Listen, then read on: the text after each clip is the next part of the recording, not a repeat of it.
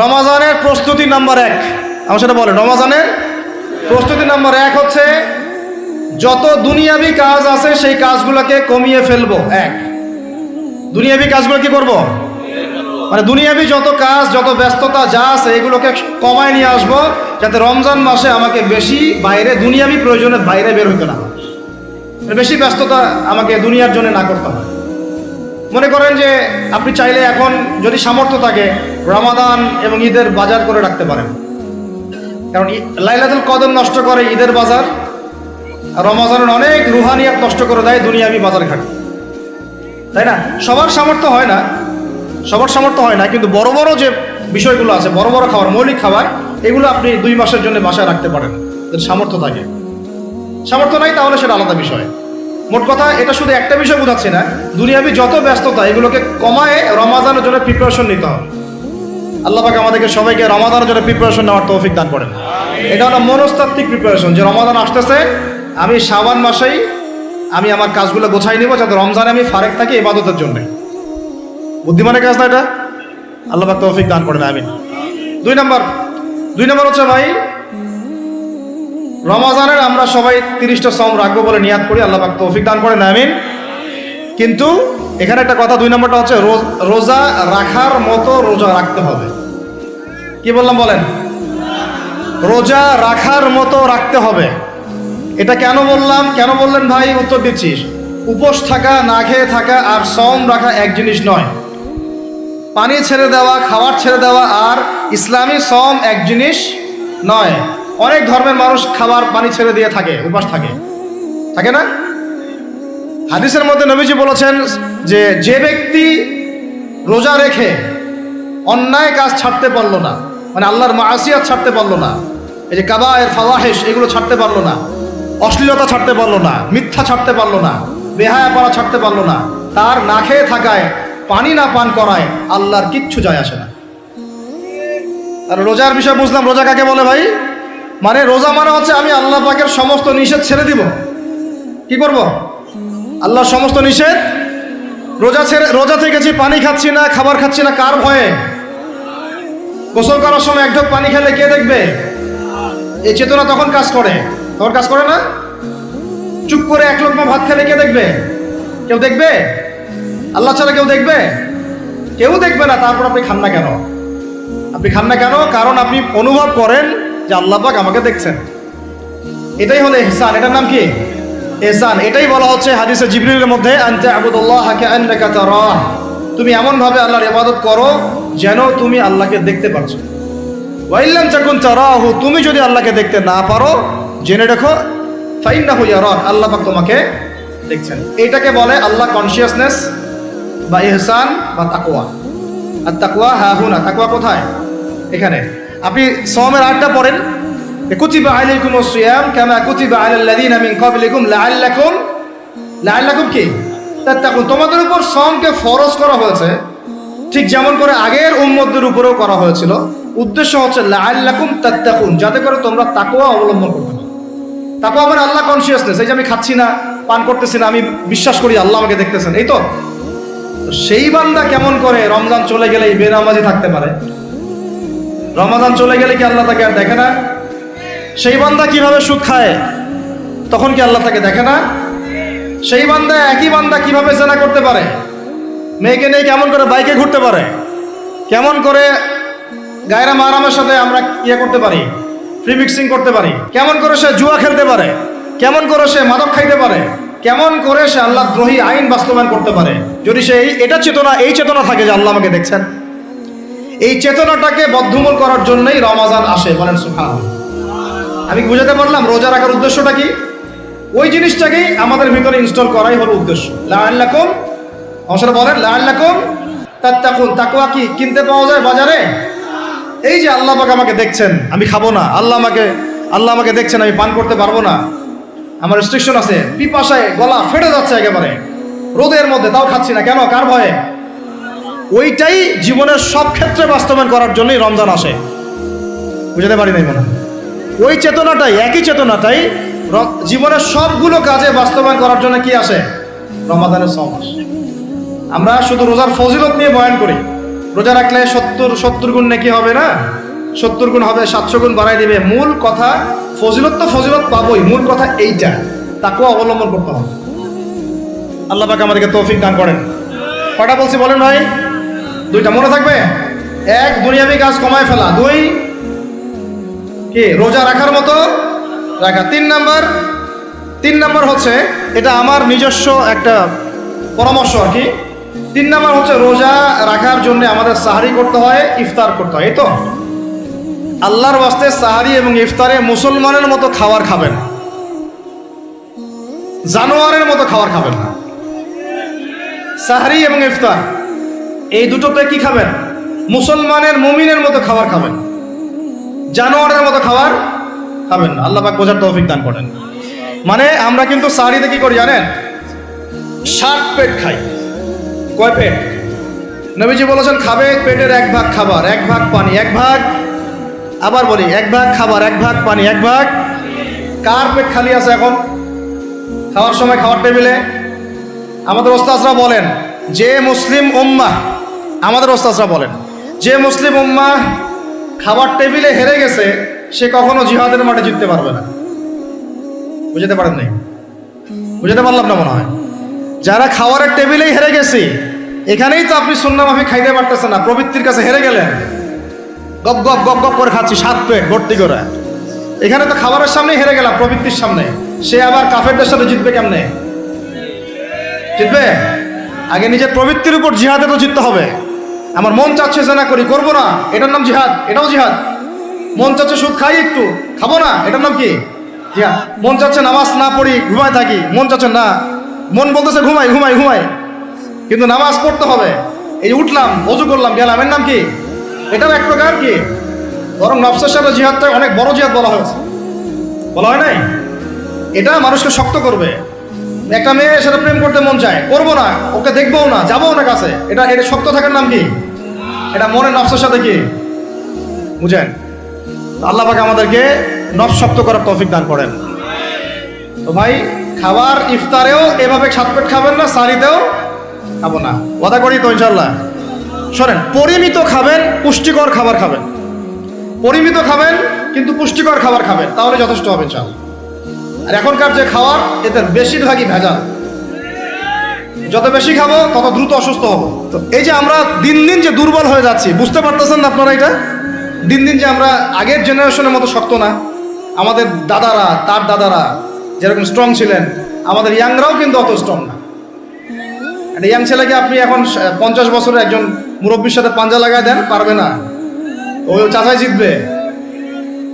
তো এটার কারণ হচ্ছে ভেজাল খাবার, ভেজাল পরিবেশ, ভেজাল সবকিছু। আমরা যা খাচ্ছি বেশিরভাগই বিষ। আর আল্লাহর কসম, এগুলো মনিটর করার দায়িত্ব সরকারের, এগুলো মনিটর করার দায়িত্ব প্রশাসনের। এদেরকে মোবাইল কোর্টের আওতায় নিয়ে এসে একদম 1 বছরের জন্য ঢুকাইতে ভিতরে। আইনের সঠিক প্রয়োগ হলে এমনি সিধা হয়ে যাবে। বাঙালিদেরকে শুধু মিষ্টি মিষ্টি কথা বলে কাজ হবে না, মাঝে মাঝে কঠিন শাসন লাগে।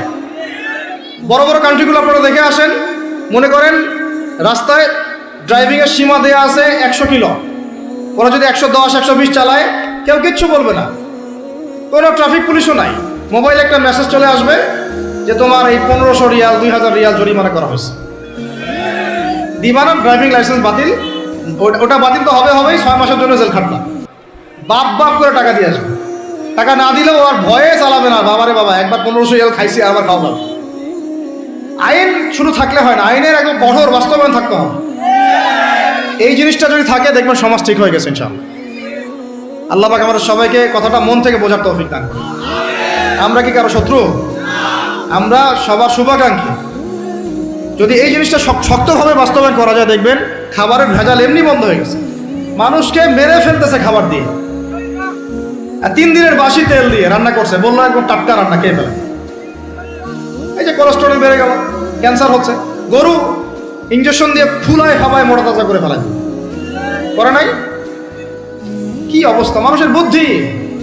চালের মধ্যে এটা মিশাচ্ছে, ডালের মধ্যে ওইটা মিশাচ্ছে, পানির মধ্যে কি মিশাই দিচ্ছে, ড্রেনের পানি বলতেছে মিনারেল ওয়াটার। হ্যাঁ, ডাব খাবেন, ডাবের পানি আগে ইঞ্জেকশন দিয়ে বের করে ফেলাইছে, আগে খাই ফেলছে, অল্প একটু বাকি আছে, ওটার দাম ঢাকার চেয়ে 150 টাকা। নিচ থেকে উপর পর্যন্ত আমাদের সমাজে খালি প্রতারণার প্রতারণা চলতেছে। এই কারণে আমাদের উপর থেকে আল্লাহর রহমত দিন দিন উঠে যাচ্ছে। আমাদেরকে সতর্ক হওয়া উচিত, আমাদেরকে সৎ হওয়া উচিত। সৎ হইতে পয়সা লাগে না, সৎ হইতে পয়সা লাগে? সবাই যার যার জায়গা থেকে ভালো হয়ে যায়, কিচ্ছু করা লাগবে না ইনশাআল্লাহ। আপনি মাদক খায়েন না, কেউ জোর করে মাদক খাওয়াবে? আপনি নিজে সুদ খায়েন না, কেউ জোর করে সুদ খাওয়াবে? এখানে কেউ মাদকের দোকান দিল, আমরা খাই না, ও দোকান নিয়ে চলতে পারবে না? টামটপলা বাঁধে চলে যাবে, কি করবে? যাইতে বাধ্য সে। আমরা খাইলে সে ব্যবসা করবে। আল্লাহর ওয়াস্তে আমরা কোনো রকম প্রতারণার কাছেও যাব না, হারামের কাছেও যাব না, এবং অন্যকে আমরা প্রতারিত করবো না ইনশাআল্লাহ। বাজার মার্কেটে একটা অনেক জটিল বিষয়। রমজান মাস আসলেই দেখবেন দাম বাড়া শুরু হয়েছে। এখনই অসাধু ব্যবসায়ী যারা, ওরা রেস্টোর করে ফেলাইছে, ওরা আবার সিন্ডিকেট করে ফেলবে যে এই দামের বাইরে যাবে না। তখন আবার দেখবেন যে সরকার বিপাকে পড়ে গেছে, দাম আর কন্ট্রোল করতে পারতেছে না, তখন ভর্তুকি দেওয়া লাগতেছে, আবার ওদেরকে আইনে আনা লাগতেছে। মানে আমরা নিজেরাই ঠিক নাই। কারা ঠিক নাই? আমরা নিজেরাই ঠিক নাই। এই কারণেই তো আমরা মানে আমাদের সমাজের উপর থেকে আল্লাহ পাকের রহমত বরকতটা উঠে যাচ্ছে দিন দিন। আপনি দেখে নিয়েন যে পণ্যের দাম এখন 200 টাকা, রমজান মাস আসলে দেখবেন 250 টাকা 300 টাকা বাড়াই দিচ্ছে। এটা ব্যবসায়ীরা করবে, অনেকেই, অনেক অসাধু ব্যবসায়ী করবে, এটা অনেকেই করবে, এখনো চলতেছে। আমাদের বাংলাদেশে এমন কিছু নাই যেটা উৎপন্ন হয় না।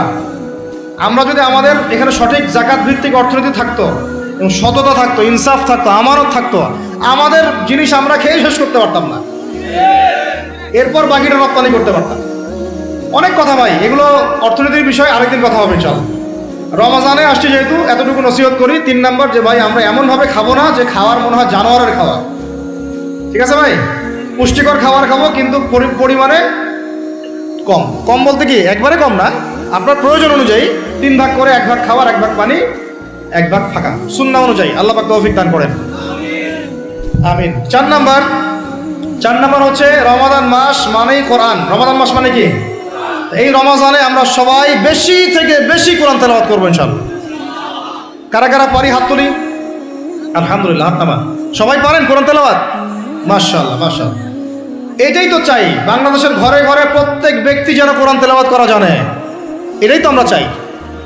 এমন যদি হয় যে 100% মানুষ কোরআন তেলাওয়াত করতে পারে, 16 কোটি মুসলিম, দিন কায়েম হয়ে যাবে ইনশাআল্লাহ, ইনশাআল্লাহ, ইনশাআল্লাহ। ভিতরে কাজগুলো করেন, আল্লাহ পাক তৌফিক দান করেন। তো ভাই, কোরআন আমরা রমজানে বেশি থেকে বেশি পড়বো ইনশাআল্লাহ ভাই, ঠিক আছে? যারা পারি না, একটা লিমিট ফিক্স করি, কমপক্ষে দিনে 1 পারা, দিনে কমপক্ষে 1 পারা, তাহলে 30 দিনে 1 খতম হবে। ওকে, আরো বেশি পারি 2 পারা, তাহলে 2 খতম হবে। আরো বেশি পারি 3 পারা।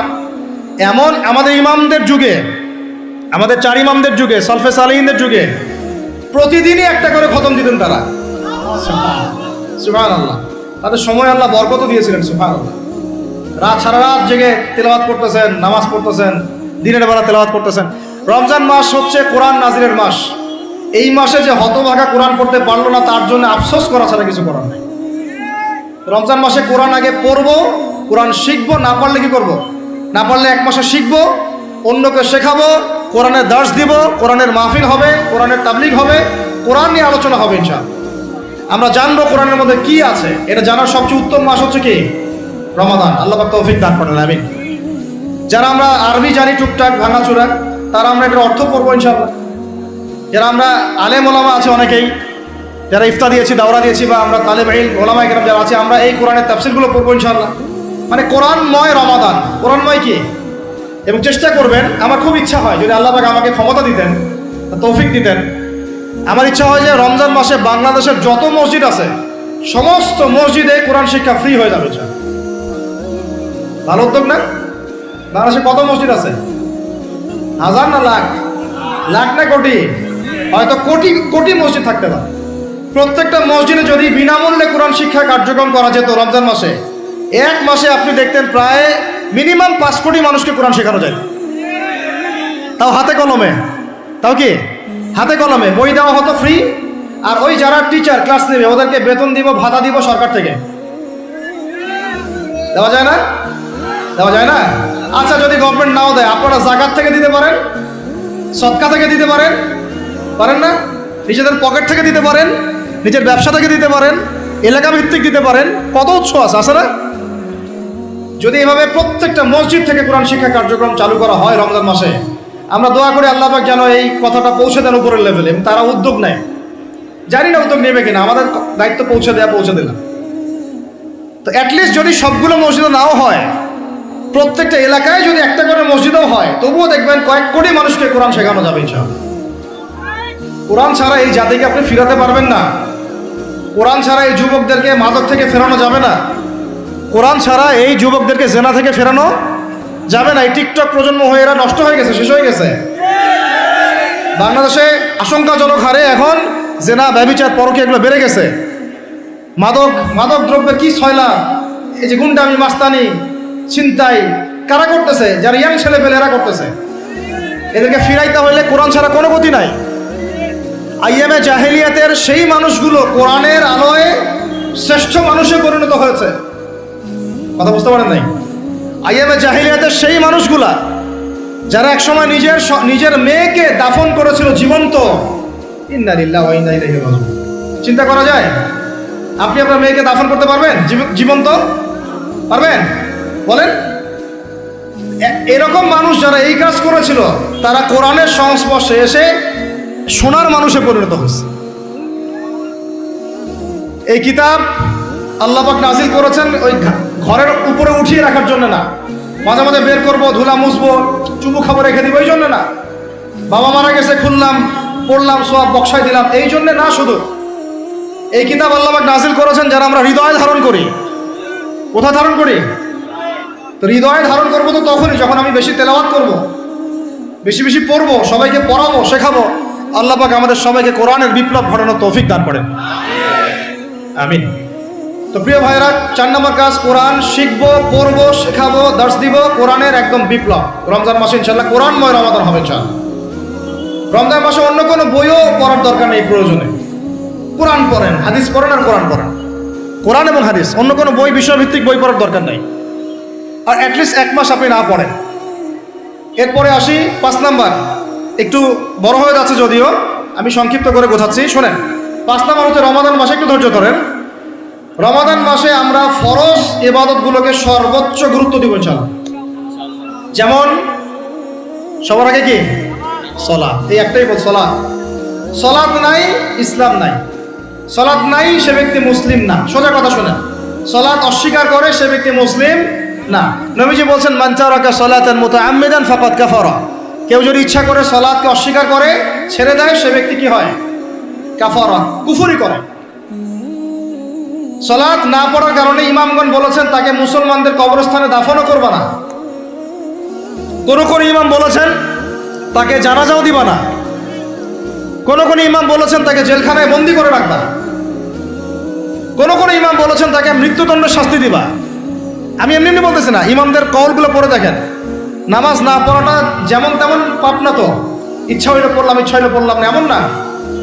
যারা নামাজি তারাও যদি নামাজে সচেতন না হয়, তাদের জন্যও শাস্তি আছে, নাউযুবিল্লাহ। ফাওয়াইলুল লিল মুসাল্লিন আল্লাযীনা হুম আন সালাতিহিম সাহুন আল্লাযীনা হুম ইউরাউনা ওয়া ইয়ামনাউনাল মাউন। এখানে বলা হচ্ছে মুসল্লিদের জন্য দুর্ভোগ, যে মুসল্লিরা নামাজ সম্পর্কে গাফেল, উদাসীন। আবার যারা মানুষকে দেখানোর জন্য নামাজ পড়ে এবং এই যে ছোটখাটো সাহায্য করতে অস্বীকৃতি জানায়, সূরা মাউন পড়েন। তাহলে মুসল্লিদের জন্য গাফেলতির যদি শাস্তি হয়, তাহলে যারা পড়ে না ওদের কি হবে বলেন? ওই সূরাটা কি জানি নাম, মুজাম্মিল না মুদ্দাসসির, হাফেজে কোরআন কে আছে? মা সালাকাকুম ফি সাকার। জাহান্নামে যখন ঢুকানো হবে, এই ফেরেশতারা জিজ্ঞাসা করবে, কিসে তোমাদেরকে জাহান্নামে নিয়ে আসলো? কি পাপ করছিলা? তারা বলবে, তখন তারা বলবে ক্বালু, তারা বলবে, ওই জাহান্নামীরা বলবে, লাম নাকু মিনাল মুসাল্লিন। কি বলবে তারা? লাম নাকু মিনাল মুসাল্লিন, আমরা মুসল্লি ছিলাম না, আমরা নামাজ পড়তাম না। তাহলে বেনামাজির পরিণতি কি বলেন? জাহান্নাম। ওয়ালাম নাকু নুতঈমুল মিসকিন, আর আমরা মিসকিনদেরকে খাবার দিতাম না। সুবহানাল্লাহ। আল্লাহ পাক আমাদেরকে সালাত আদায় করার তৌফিক দান করেন। রমাদান মাসে শক্ত করে নামাজ ধরবেন ইনশাআল্লাহ, আল্লাহ পাক তৌফিক দান করেন। 5 ওয়াক্ত নামাজ চেষ্টা করব জামাতে পড়ার জন্য। যদি জামাত ছুটেও যায়, তাও পরে জামাত করে নেবেন। সেটাও না পড়েন, অ্যাটলিস্ট বাসায় পড়বেন। রাজি আছেন? এখন কথা হচ্ছে যে নামাজের সাথে আরো অনেক ফরজ আছে না? যেমন পর্দা কি ফরজ না? ফরজ না? যাকাত ফরজ না? ফরজ না? তারপরে আল্লাহ পাকের আনুগত্য করা, এটা ফরজ না? ফরজ না? রসুলের আনুগত্য, তাওহীদ ফরজ না? সুন্নত? তো এই জিনিসগুলো ফরজগুলোকে শক্ত করে ধরবো ইনশাআল্লাহ। রাজি আছেন? তাহলে 4 নাম্বার হচ্ছে রমজান, এটা কি 5 নাম্বার না? 5 নাম্বার, রমজান মাসে ফরজ ইবাদতগুলোতে সর্বোচ্চ গুরুত্ব দিব ইনশাআল্লাহ।